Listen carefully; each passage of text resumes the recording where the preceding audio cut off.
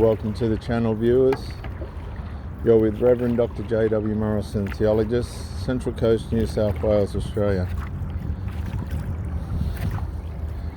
I got my doctorate in 1994.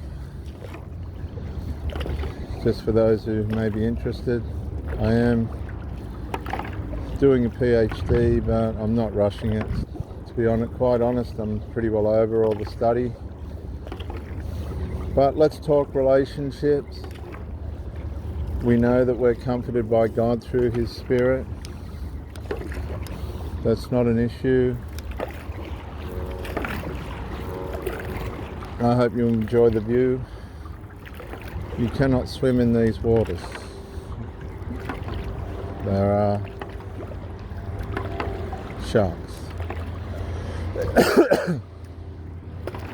And we should be comforted by our partner, but unfortunately in this day and age, with the disorder in people's lives, the dysfunction and the lack of scale, a balanced scale in people's lives, trying to get a relationship that's balanced is like trying to find a needle in a haystack.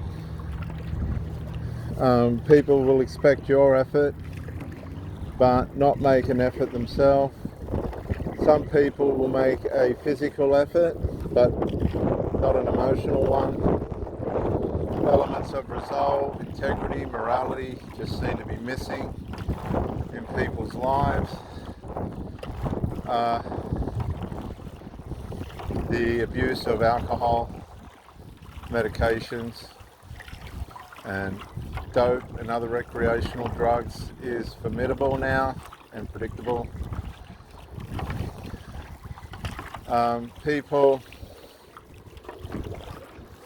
There's gambling problems as well.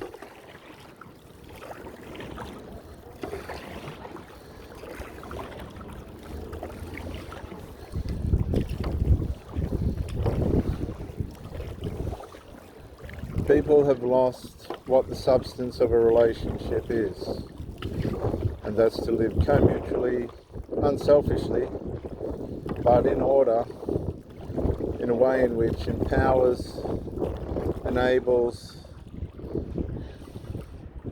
and embraces the person that you're with. I'm finding that these people are codependent on their children, adult children. A lot of these single mothers, they've given their authoritative rights over to their children. They can argue all this, but it's true. I've seen it with my own two eyes. These children can't manage their own lives. They're usually addicts of one description or another, or several substances, whatever they can get their hands on. Usually supplied in conjunction with the parent, the single mother, who usually has domesticated these people to use these substances and also has trained them to be enmeshed with themselves. The solidarity of their emotional output is with the children. They will go through the regular motions of work and everything. From what I've seen, most of them have jobs in the handicapped industry, but this doesn't mean anything as to how their life is working behind the scenes. I know this by experience as well. They grandiose themselves by thinking they're helping the handicapped, but their primary motive for doing that is money. This money goes into not only buying food and rent, but supplying the recreational drugs and other drugs that they are dependent on. This in turn builds upon the identity that these people need in their enmeshment with their children. They pride themselves on telling the children how wonderful they are, etc. Even though this isn't evident in the way in which they live. They think people are ignorant and don't notice, which shows a self-unawareness. They're completely self-unaware, and they will spring from one relation to the next, ship to the next, hiding as best as possible their inadequacies and the mistakes they've made characteristically and personally in their decision making through life. They try and persuade and manipulate and control people, usually with sex, of which I haven't met one yet that's any good at it. In terms of these emotionally enmeshed single mothers, they're very zombified. They have to zombie out because they know life has slipped through their fingers. Their health is depleted. Their mindset is totally wrong. And they have no way of developing themselves outside of their attachment to their children and their substances. This in turn makes you simply a supply. And supply for a narcissist.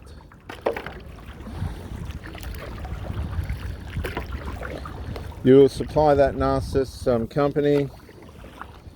You'll supply the narcissist sex. Your emotional input really won't mean much at all. If you don't believe me, buy them flowers or help clean the house or something. They won't even want you at their house once the reality sets in, once they've been exposed and go overt. They're hostile, the family members. This hostility does resonate with the person that you're with, but they'll remain covert. And if you could be a fly on the wall, you'd probably be devastated with what you'd see and hear.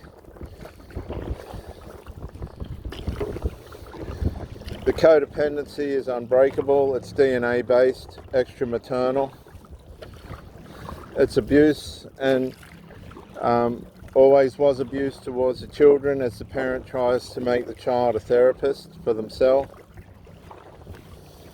And this will play into the narrative, whatever narrative they want to have, to justify their inadequacies and disappointments toward the person that they've been with. They enable each other to justify their mistakes.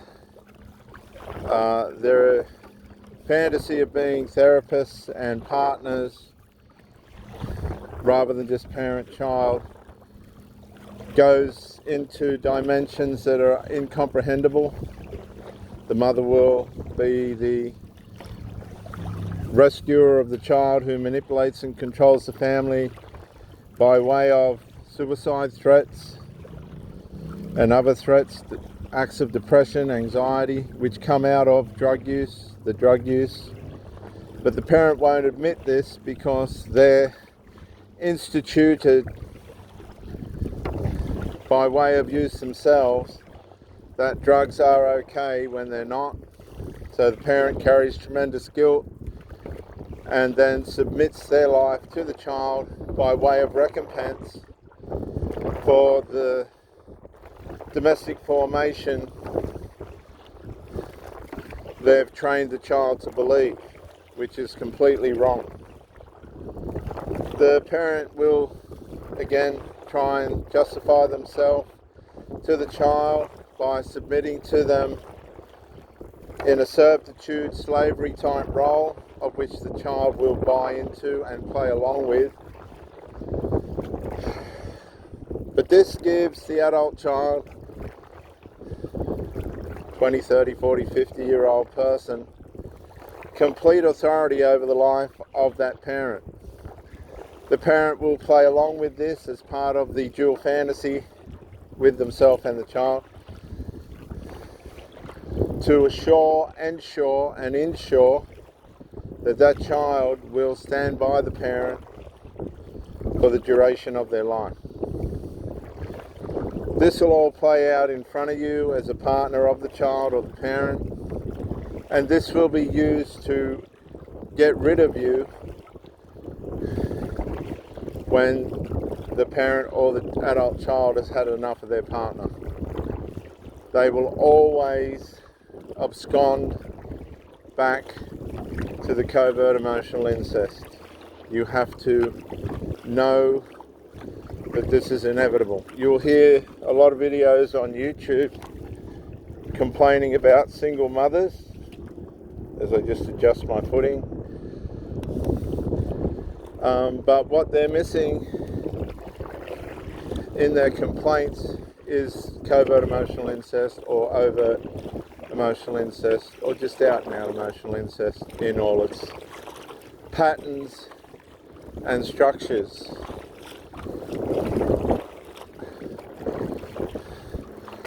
It's diabolical. It can cost hundreds of thousands of dollars once it's weaved its web. It wastes tremendous amounts of time and energy out of your life.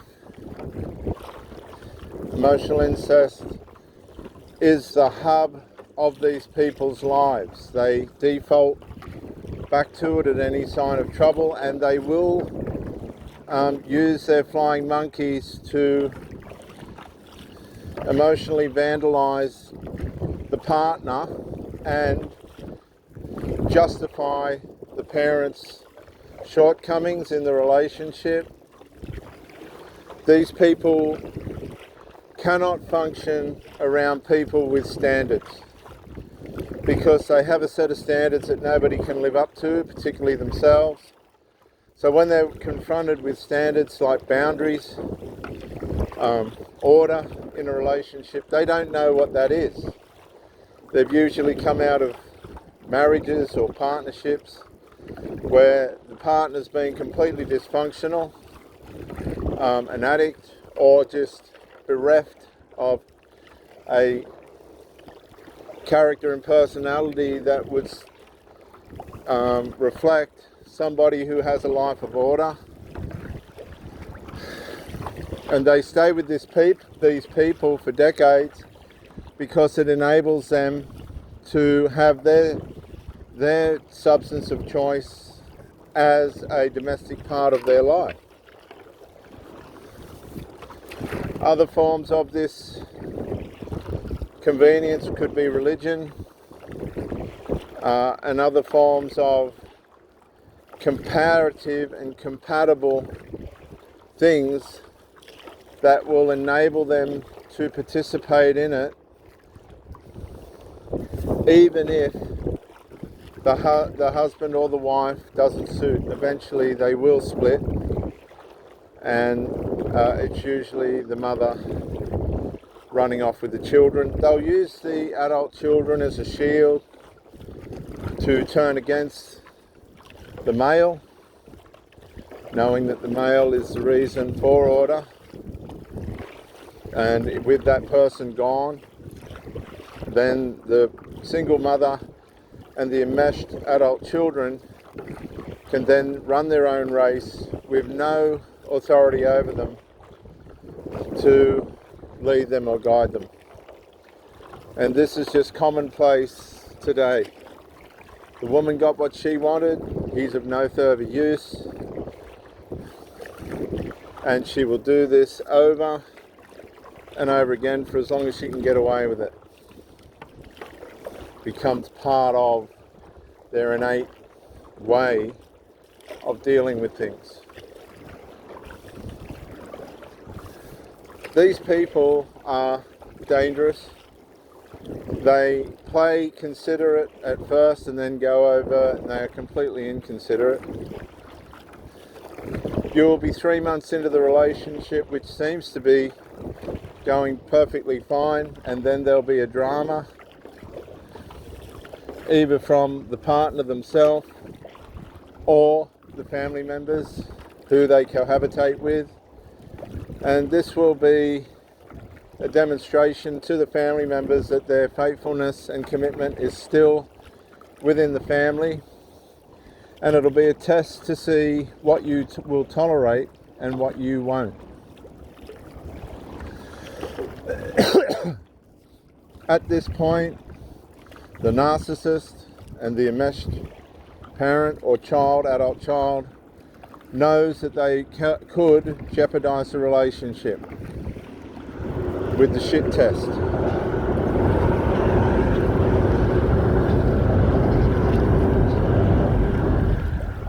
But that's being compensated for mentally by the notion within their mind that if the relationship fails, they will be the victim, which plays back into their substance abuse and the need for the parent or the child or the parent for the adult child.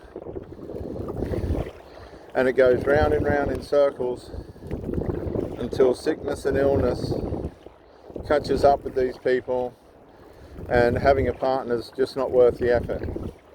They end up estranged mentally with the child. The child realizes that they've been duped by the parent, and the child will have shame and guilt respectively for playing into the fantasy role of the mother, say for instance as mini husband, or the daughter, the father's mini wife. The parent's got nothing to lose either way. They're closer to death than what the child is, unless something fatal happens.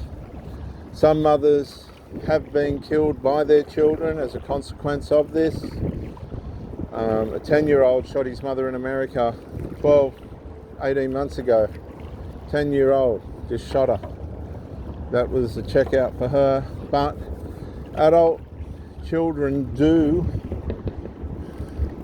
and have and will want to kill these parents when they realize what they've done to them.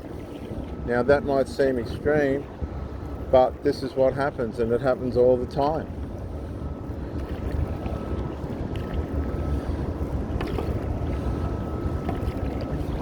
They end up estranged but live in the same house. They don't talk. They're like zombies, just reaching for the drugs, sharing in the drugs, and the parents now instituted and obliged to supply the drugs because they've done this now for so long. It's expected. And God forbid if the supply runs out because the family goes into derision, panic, and they turn on each other until the supply again is regained or reinstituted. The parent will give large amounts of money to the children to go out and find supply, of which they will, and the parent will be rewarded with good behaviour, whilst the child will be rewarded with new supply, of which the parent will tack into as well, for reinstituting and refinding and reinstating the habit and the supply. A lot of these children are absolutely 100% codependent emotionally on the mother or the father, and this could be from ages anywhere 20, 30, 40, 50 and 60. Their relationships fail due to this infantile mentality that comes out of the emotional incest, because again their emotional foundation or university is in the emotional incest. It's not in their relationships. The relationship is just a means of supply. That's all it is. And it will never be anything more than that, because these people have domestically institutionalized themselves to trust only themselves, even though they're all their own worst enemies, and use people outside of the domestic tribe or family. You won't notice when you come into one of these groups that this is all going on underneath. But if you're a druggie as well, you will be invited in and used as an extra source of supply for the drugs, and you will be rewarded probably with sex and other things for your contribution. But there will be mental breakdowns, as happens with people on drugs. They don't tolerate each other very well, and they do turn on each other quite quickly. It's just a matter of time. People who are straight and A-grade supply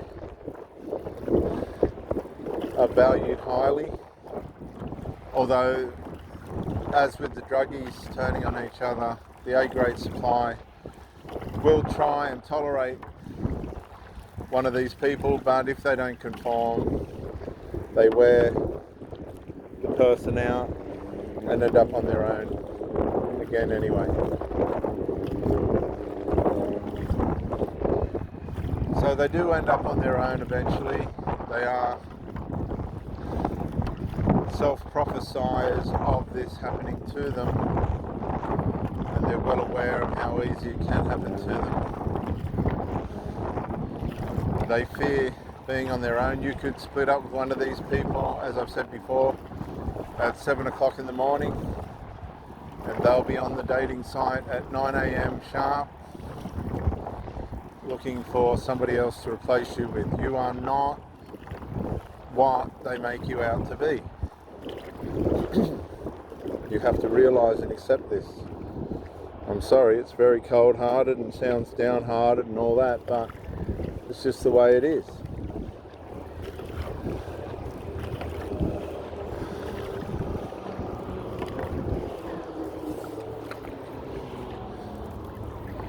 And unless you can come to terms with you're not as important as you think you are, when they do discard you, and they will, or they'll throw performances and do things that will cause you to discard them, which is the preference, because that plays into, again, their victim martyr mentality. They can then retreat back to the family members as a victim and a martyr, where they will lick each other's wounds and learn nothing from the experience except how to be cunning, conceited, and deceptive.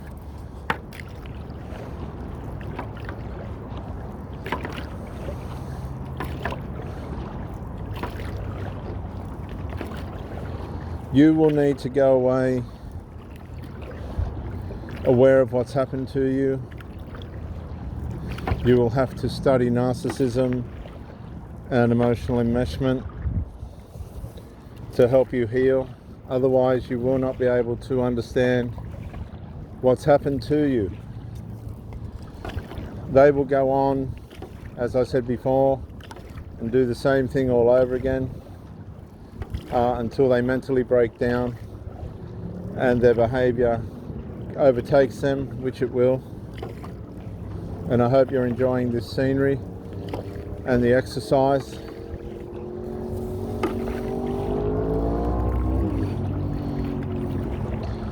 Things do not last long for them. They surrender to the fact that they're really going to end up with no one and nothing. And this is why all their eggs are in one basket with the family members.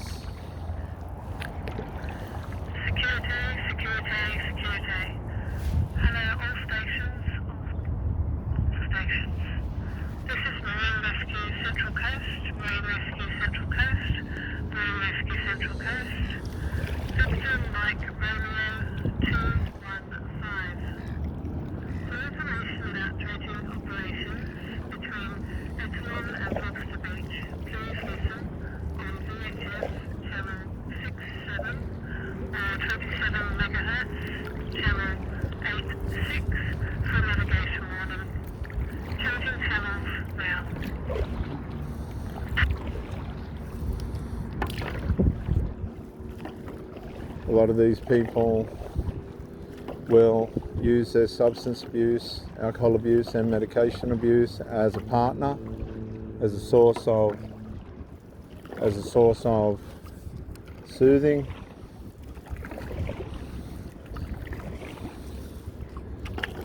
Their ego and grandized view of themselves deceives them into thinking that they're doing things that they're not.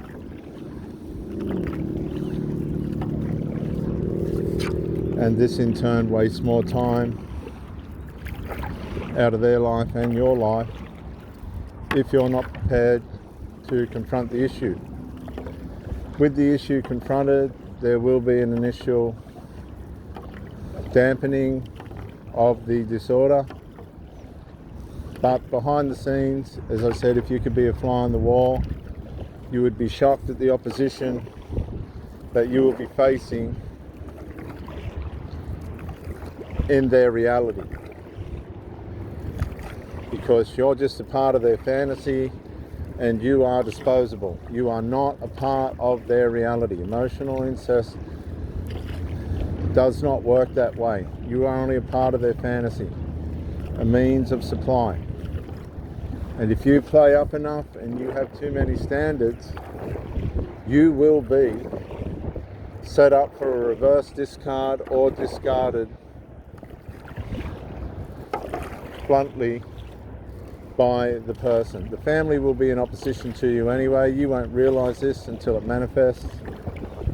And it can get so hostile that you will not want to mix with them or go down to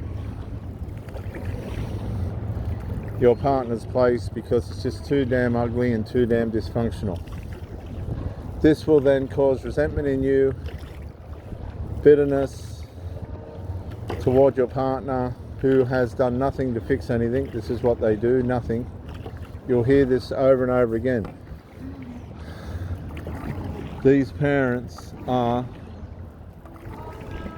disabled.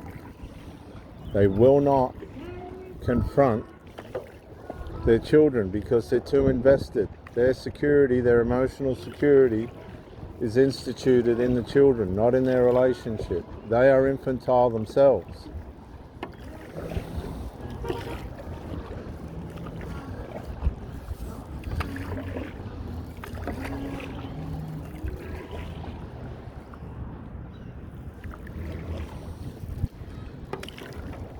You will end up with terrible mind problems. Least to say, post-traumatic stress disorder, maybe complex post-traumatic stress disorder, and you may never recover depending on how strong you are mentally and how much you can understand about what these people do. You may possibly even experience a narcissistic injury, and they will be injured too at the end of the relationship, but they don't care because they go back to their default, which is zero in the covert emotional incest. Remember, you're just a means of supply, so it doesn't really matter if you stay or go. They'll be finding somebody soon enough. Remember, they got their drugs and alcohol and other escapes to fall back on. I hope this helps. I hope this resounds for somebody that's experiencing emotional incest working against them. I hope this helps you to identify what you're possibly dealing with and why you're hurting so bad. And I also hope that it gives you the information you need to recover, or possibly even start with confronting the issue as your first steps towards rehabilitation and recovery. You have to go no contact with these people. That's all they deserve, particularly the flying monkeys, the hostile family members. And you can thank the person that you've been with for their lack of resolve by cutting them off, throwing away their number, and discarding any memories that you have with them. I know that sounds brutal, but that's what they deserve, because they were never truly attached to you, and that's evident in the results of the relationship. This is Reverend Dr. J.W. Morrison, theologist, Central Coast, New South Wales, Australia. Bye for now.